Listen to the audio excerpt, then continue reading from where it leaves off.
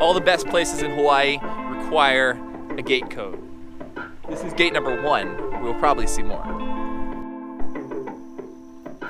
All right, so this is Justin's brother, Ryan. I've never been diving with you before. No, we have never been diving together. How was your diving experience? I mean, I don't know. I didn't know you were a diver. I mean, everybody grows up in Hawaii as a diver or what? Well, in our particular family, my dad started teaching us diving at a very young age. So we have the Lee father here as well, which I am freaking pumped to dive with him. Justin's dad, I guess, taught all his kids to dive, which is freaking cool. How I guess it should be out here in Hawaii, huh? Yeah, I started diving in 4th grade, 5th grade. So what are you, like 10, 11? I was like coloring in 4th grade.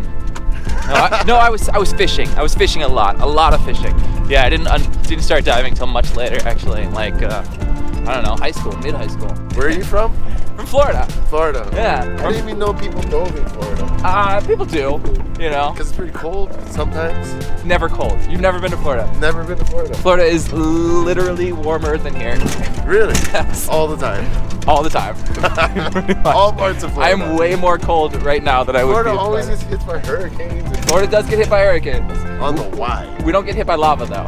No, we got lava. Are you 3-pronging today? I am 3-pronging today. And what are you looking for? Are you looking for the kole and manpachi and stuff like that, or what? Yep, exactly. Kole manpachi. I have an order that I have to get at least 10 kole. Me and Justin did an epic kole catch and cook, guys. If you haven't seen that one, it'll be up here somewhere. We're gonna get more kole today, though. Yeah, this is a good spot for kole.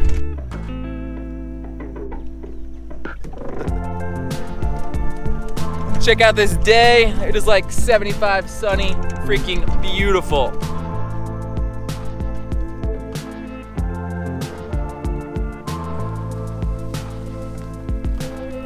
Adventure time! Adventure time!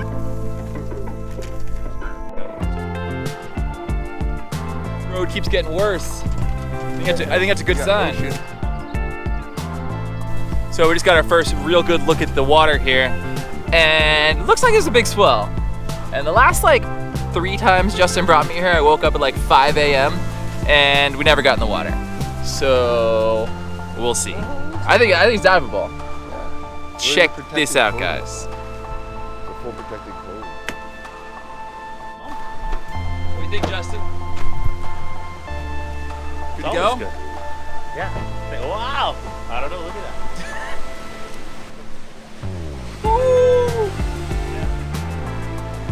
Guys, this is Zach. Never been diving before. How was your diving experience? I mean, were you dove with Justin or? Yeah, I'm definitely a beginner diver. You're new, huh? Yeah. Sweet. Very much so. Well, this is like the best place to dive ever anywhere. I'm stoked. Yeah, this spot is special. Well, guys, it looks pretty clear, flat enough. We're gonna do it. We're gonna take you along. I'm gonna do a lot of film of these guys today. We'll see if we can get Justin's dad 3-prong in. That's that whole style. See the OG, and Zach is brand new, so we'll do some of that. Maybe we'll break down some of his dives for some of you beginner guys. And yeah, we're gonna go get some groceries. You're gonna put it through the loops. Okay. Like this, right? Follow the rail. Mm-hmm. And just push it straight in. Next to the bottom. Yep. You're gonna have to push it. So you Hit hear the the click. Yep. Let's hear the click. Pull on it, you're good. Yep. This is super simple, way more simple than the other one. Yep. So you're gonna take the line, pull it taut. You see this Yep. little lip? Yep. Go right around the lip. Yep. Over the shaft, down the groove. Yep. And you can just twist this like this. Put it over the lip. Tighten. Easy. And you're good to go. That's Okay? it? That's it. What are you doing, Justin? When you don't rinse off your gear, you get rust and corrosion, which makes it an opportunity to be a MacGyver. One of the things I have learned over the years of my diving is that the Dyneema off your reel line will pretty much repair anything that breaks. Anything at any time that breaks, no matter what it is, you can use your Dyneema on your reel line. It looks amazing. He just wanted to zoom in on my junk. I did.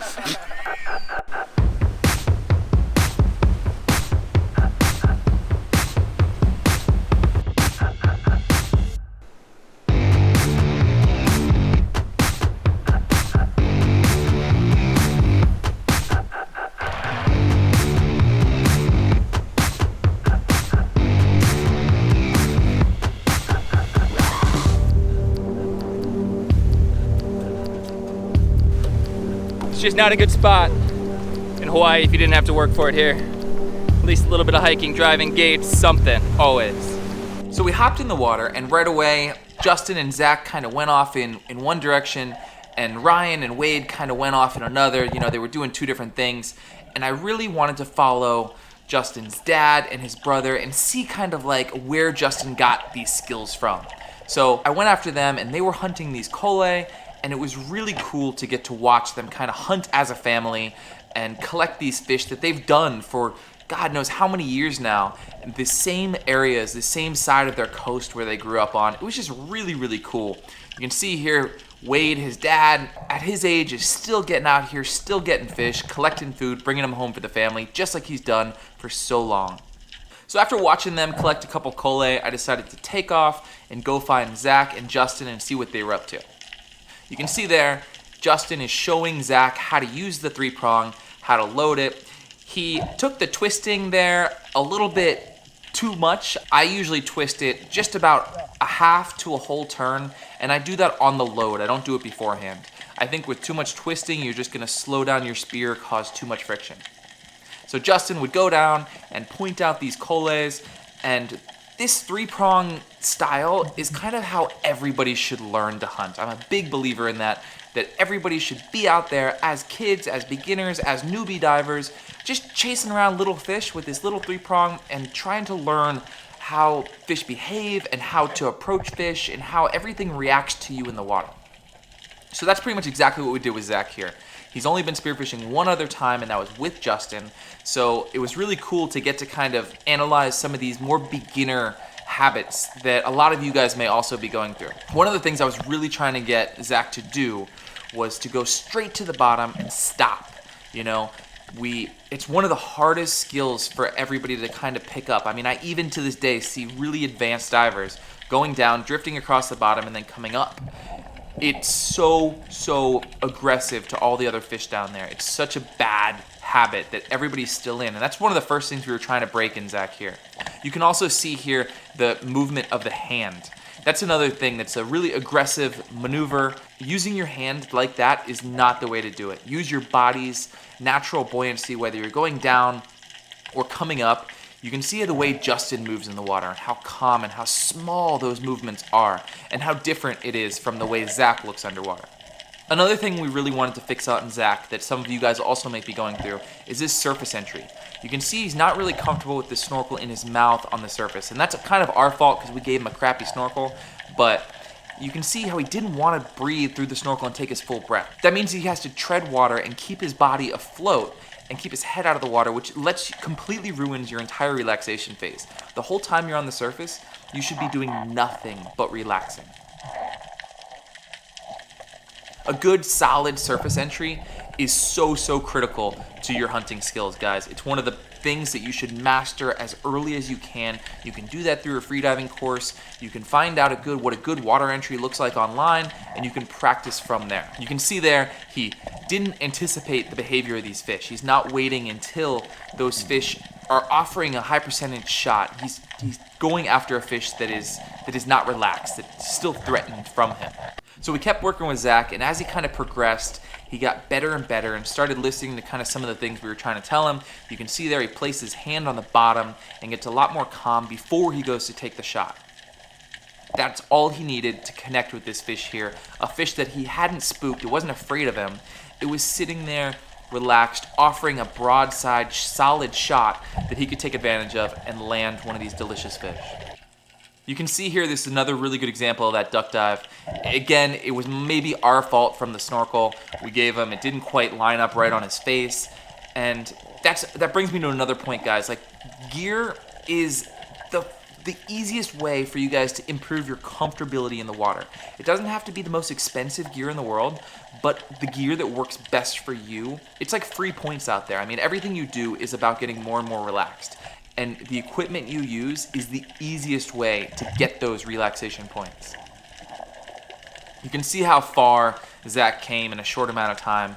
He's going down, he's planting himself before he's taking shots, and he's landing fish. It's working for him.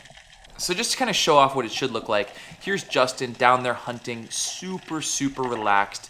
You can see how slow he's moving, how non-threatening, how calm he is in the water.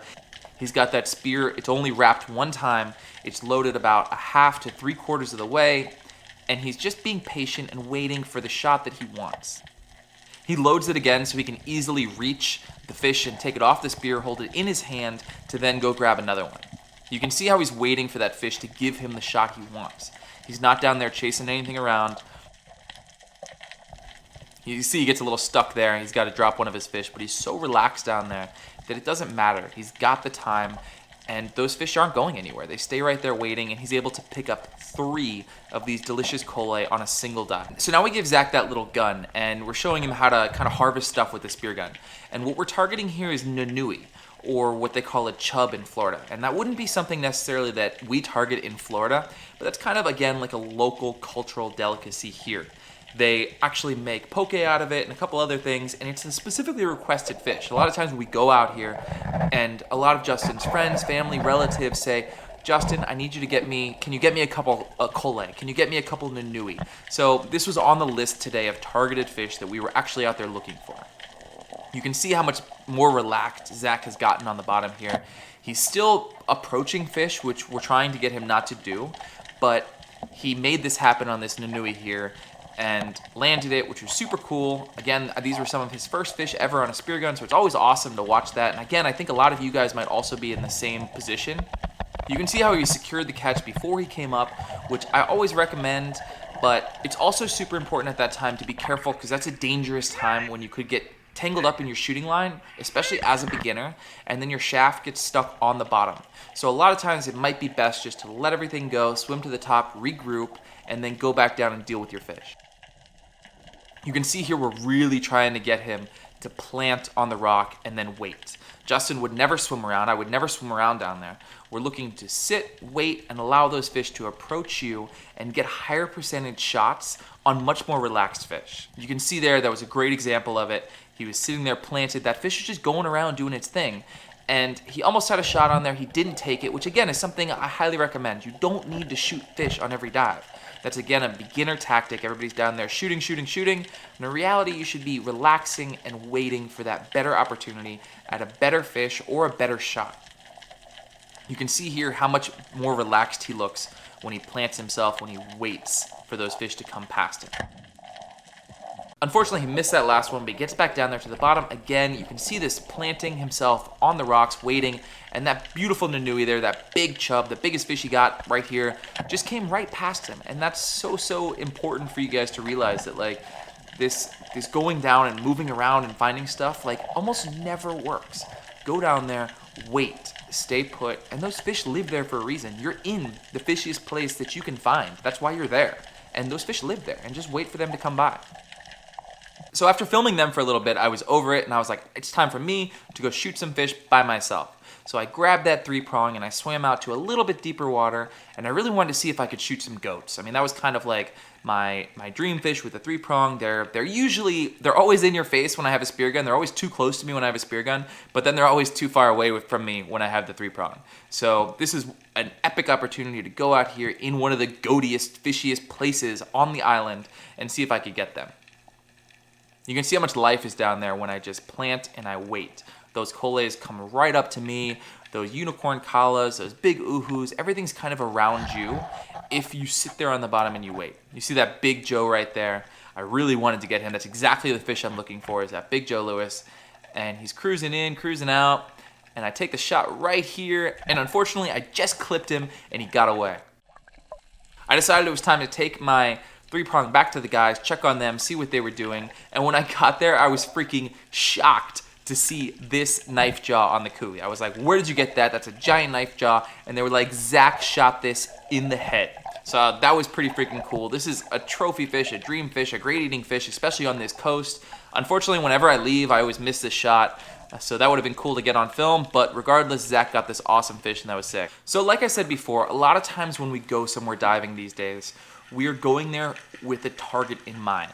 You know, on this day, Justin had said, I need 4 big uhus, or these big parrotfish. And they were specifically requested by his mother, who's a nurse who works in the local hospital, by the other nurses. And they're all there battling this COVID virus, and thought it was a really cool, nice thing to do for them was to grab some of these uhus. So that was the plan. I grabbed the gun and I came back out here and I started looking for them. You can see again, the way I'm always hunting, I just go straight to the bottom. I like to find sand if there's any sand around, and I just chill and I kind of let the whole ecosystem relax and let whatever happens, and just attract fish to me and wait and see what shows up. You can see this uhu's just kind of minding his own business, cruising. I got a beautiful shot there. I got my big gun, my 120 today. I was hoping for some moo and uku out there. That's why I brought the big gun and not the 100 centimeter, but made short work of this big red uhu. Again, a really, really cool fish out here. It's not something that I shoot all the time, but if it's requested, I'll happily grab them. So I didn't have a stringer on my belt today, so I swam back to the guys, and I was like, whoa, where did you get that giant blue uhu? And they were like, Zach just shot this, you missed it again on film. So I was pretty stoked for him, sad I didn't get it on film for you guys, but anyways, Zach was absolutely crushing it. The way Zach shot that uhu is the technique I'm going to talk to you a little bit about today, which is the dive bomb technique. And basically that's swimming straight down on top of your fish. Now that might contradict some of the things I was talking about earlier, but it is a very specific tactic. So this dive bomb technique may sound silly. It's like exactly the opposite of what I just told you to do. However, there's actually a lot more to it. It's going down on these uhus in a way that you're making yourself as small and non-threatening as possible. You're swimming down very, very slowly, and you're keeping yourself so that your whole body is in line with the fish, and you're only doing your duck dive when the fish is distracted. So like here you can see that big blue uhu down there, and he's feeding, so he's distracted from me, and I'm going so slow that I'm able to come right up to him, a fish that would normally be pretty spooky, and get a perfect shot straight down from above. This tactic is so useful for hunting these big giant parrotfish out here in Hawaii, and it's useful for other fish too around the world. It's not this swimming after a fish. It's done in a super slow, relaxed way, and I've got a cool video of Justin I'll show you that kind of demonstrates it a little bit more a little bit later in the video. So this next dive, we moved out a little bit deeper water, and I don't know why, but I can never seem to get Justin shooting moo on film. I just never seem to be down there when he encounters a moo, so this is the best I got. Swam down after he shot it. He is the absolute moo master, and I'd love to show you his moo techniques one of these days. Hopefully that is coming soon.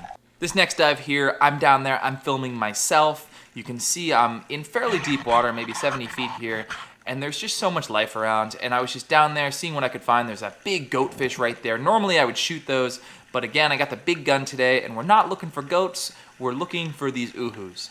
Now, there was one out there, but he wasn't quite close enough to go after, and it's just a really cool demonstration, another video of kind of like my hunting technique and kind of what I'm doing when I'm down there hunting on the bottom.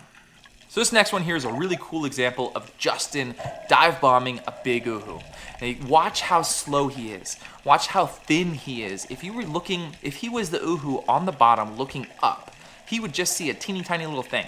And that's because he's being really careful to go at this angle, going straight down to the uhu. The uhu is down there distracted, feeding, and he's able to glide and go as slow as he possibly can and get down within range and get a shot at a big fish that'll feed a bunch of people there in the hospital. That dive bomb technique works so well for these big parrotfish in kind of like that medium depth range of water. You need enough visibility to be able to see them from the surface, but you also need deep enough water so that you're not really like spooking them while you're swimming on the top. You've got to be able to do that duck dive in a way that is relaxed and non-threatening to them so they don't see it, and then you're able to kind of sneak in there and get a shot off before they really know what's happening or decided that you're a threat. Super cool dive there. Zach got a beautiful blue uhu and a knife jaw. Unfortunately I missed both on camera, but we shot a bunch of other stuff. Just really cool day of diving, and I love anytime I get to come on this side of the island. It's not easy to get over here. You don't always have these conditions to be able to do it. So anytime I do, I'm stoked. Plenty of coles. I think we're gonna take some of those home, cook them up, bring those back to Sam. And now I've got to climb up that monster. Some holy too. Yeah, I found 2 holy schools. Yeah, holes, but as soon as you start shooting the holy in the puka, here comes an eel. What are we doing with these uhus, Justin? So you see So my mom's a nurse at Zach, you see the that local red- hospital in Honoka'a. The blue one is the male. And they've been the red one's fighting the Corona-19 pretty hard for the last couple You months. see them. And a couple of my mom's friends asked for some uhu, and specifically Turn male. blue uhu. That's crazy. Yeah. The scales or the bone inside is actually blue. The backbone is blue. And Yeah, you can kind of see. what they do with that so that blue one's kinda backbone, I don't know, but they specifically asked for blue uhus. Chee-hoo. Yeah. Nice, dude. So do you cook it the same way you cook like a moo? No, so the moo you steam and stuff like that. That you'd fillet, and then you just pan-sear it with butter and garlic.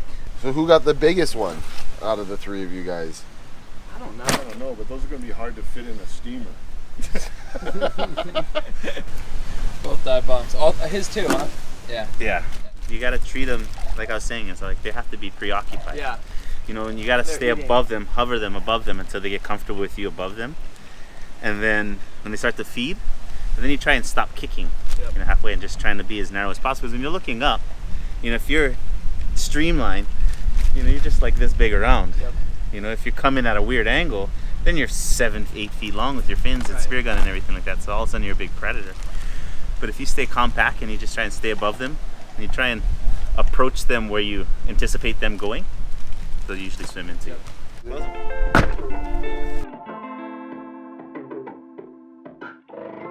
All right, guys, so I got those kole from the other day. I'm getting ready to cook them up right here on the beach. All the girls are over there. Sun is going down. Fish are getting fried over an open fire. So I had those kole left over from the other day, and then I just went out and I grabbed some of these. Really cool menpachi there, good size. I shot them with a 100-centimeter roller. I didn't have a 3-prong, but I figured they'd be awesome fried up right here on the beach. Life is good.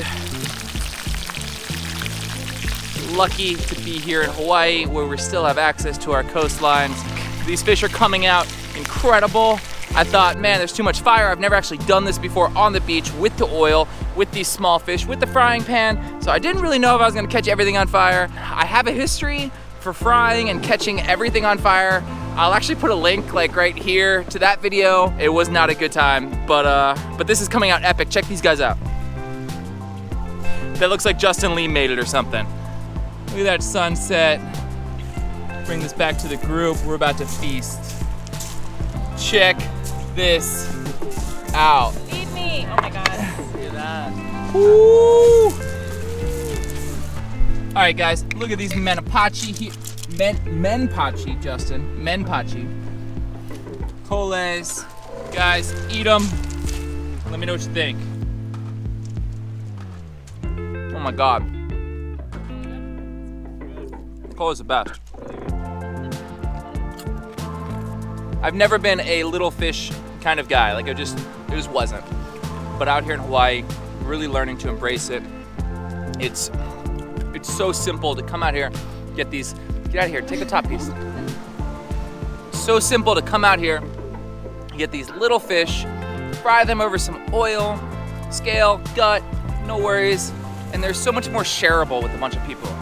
Thank you so much for watching. If you like this one, make sure you smash that like button. Let us know what you think in the comments below. And subscribe, because we have a lot more cool stuff coming for you.